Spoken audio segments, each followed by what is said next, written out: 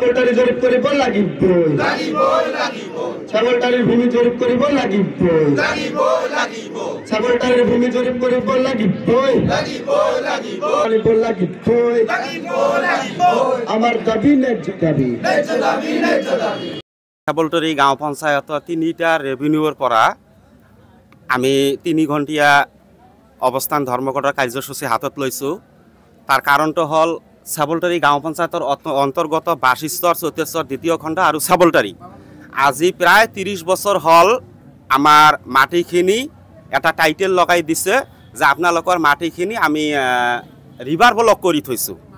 কিন্তু আমি জন্ম লগ্নৰে পৰা আমাৰ বাপ দাদা 14 পুৰুষৰ পৰা সেই মাটিখিনিত আমি খেতি বাতি কৰোঁ।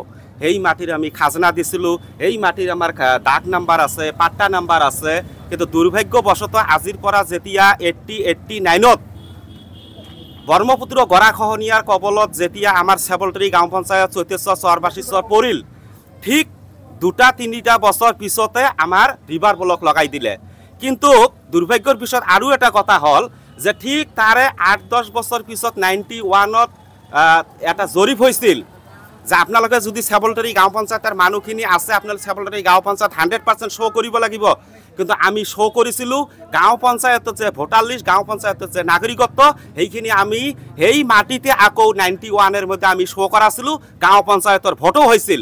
কিন্তু দুৰ্ভাগ্যৰ বিষয় আজিলৈকে 30 বছৰৰ পৰা সেই গাঁও পঞ্চায়তৰ অধীনত 3টা ৰেভিনিউৰ মধ্যে আজিলৈকে আমাৰ কোনো খাজনা বা জৰীপ নহ'ল।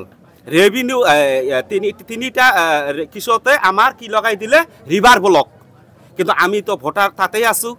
আমাৰতো নদী ভঙাৰ পিছত যে আমি বেলেগত গৈছোঁ তাততো নহয়। আমাৰ গাঁও পঞ্চায়ত ঠিকে আছে, আমাৰ ভোটাধিকাৰ ঠিকে আছে, আমাৰ ডাক নম্বৰ ঠিক আছে, আমাৰ পাট্টা নম্বৰ ঠিক আছে। কিন্তু আমি কিয় খাজনা দিব নোৱাৰিলোঁ বা আজিলৈকে নোৱাৰোঁ? আমি চৰকাৰক এইখিনি, আমি কৰ্তৃপক্ষক এইখিনি দাবী জনাইছোঁ যে আমাৰ ছাগলটাৰি 34 অতি সোনকালে চৰকাৰীভাৱে জৰীপ হ'ব লাগে আৰু আমাক খাজনা দেওয়ার অধিকারটা দিব লাগে। এই গাফিলতিটো কার কারণে এনেকা হল কি কব? সরকারি কর্তৃপক্ষ নিশ্চিত আকারে। ইয়ার আগত আমি বহুত মেমোরেন্ডাম দিছোঁ, আমার সার্কেল অফিসারক দিছোঁ, ডিসি মহোদয়ক দিছোঁ, আমার ওপর মহলত যিমান আছে স্টেট লেভেললৈকে আমি দিছোঁ। কিন্তু আজিলৈকে কোনো কাৰ্যকৰী বা ইয়াৰ কোনো ব্যৱস্থা লোৱা আমি হাতত দেখা নাপালোঁ। কিন্তু যাৰ কাৰণে আজি আকৌ আমি 3 ঘণ্টিয়া অনশন দিছোঁ।